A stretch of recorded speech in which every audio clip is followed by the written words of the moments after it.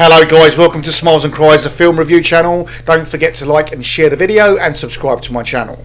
So now if you love watching films and you want to know if a film is decent or not, then check the review of this one. This is a film called A Woman of the Hour. So what's the premise? An aspiring actress crosses paths with a prolific serial killer in the 1970s in LA when they're cast on an episode of The Dating Game. A Woman of the Hour is based on the true story of Cheryl Bradshaw and Rodney Alcala. So Bradshaw was a bachelorette on the hit 1970s TV matchmaking show The Dating Game. She chose handsome and funny bachelor number 3, Rodney Alcala. But behind Alcala's charming facade was a deadly secret. He was in fact a psychopathic serial killer. This film is based on a true story and is deftly directed by the star Anna Kendrick, and Woman of the Hour uses an incredible true story as a foundation for a powerful examination of the intersection between systemic misogyny, vulnerability and violence. This film also is a directorial debut of actress Anna Kendrick, who then also stars in the film. Now at a runtime of 1 hour 29 minutes, it delivers a solid and a pertinent punch. Firstly, I do want to say I've got amazing respect for Anna Kendrick, who made no money from Woman of the Hour. This is because she donated all of her pay to RAIN, Rape, Abuse and Incest National Network, and the National Centre for Victims of Violent Crime. How amazing is that? And these organisations are two of the country's leading non-profits that support survivors of sexual abuse and violence, and we need great people like Kendrick in this world with such empowering actions such as this to lead the way. You know, most people don't like to be seen. They're afraid because you have to be comfortable with yourself. You have to stop performing. I never hide who I am. Kendrick proves herself a formidable talent on both sides of the camera, and although at times in the film the timeline can be a bit choppy and a little unsettling, it does lend to the somewhat chilling and claustrophobic atmosphere that this film is trying to portray.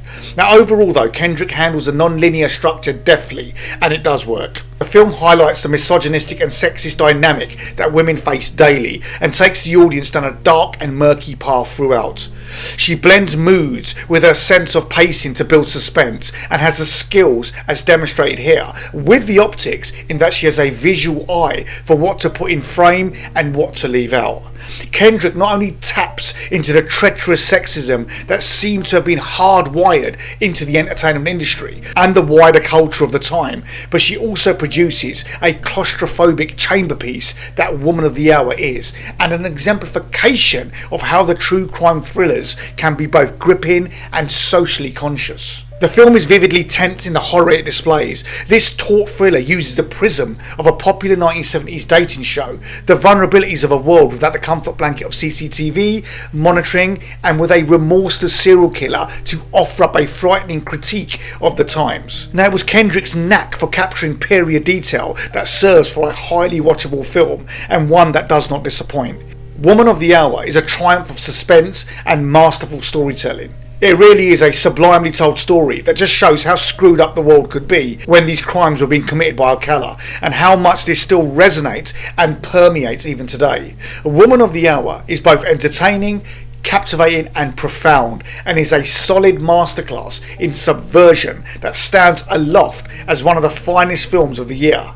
Anna Kendrick's directorial debut highlights the victims and the voices of women in this riveting film. Overall, this is an unnerving and engrossing addition to the crime genre, and is backed up by a strong cast, good performances and smart, thoughtful and sensitive direction. It works so well. It just has the right amount of skin-crawling intensity.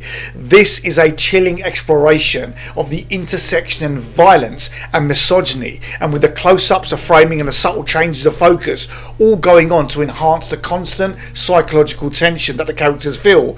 There's a simmering tension that will hit you, that will hit the audiences, and you will find yourself reliving every tension-fueled moment with the lead character. Alcala's crimes, which spanned nearly a decade and where he claimed the lives of at least 7 women and girls, with the count potentially more, is handled in a decent and not over the top manner, and it still delivers the message as to just how sinister this guy was. So go out and watch this. It's a solid 90-minute watch, a thriller that has just enough hand-over-mouth moments to keep you entertained, and it is a chilling, sharply crafted thriller that lingers long in the mind after you've seen it.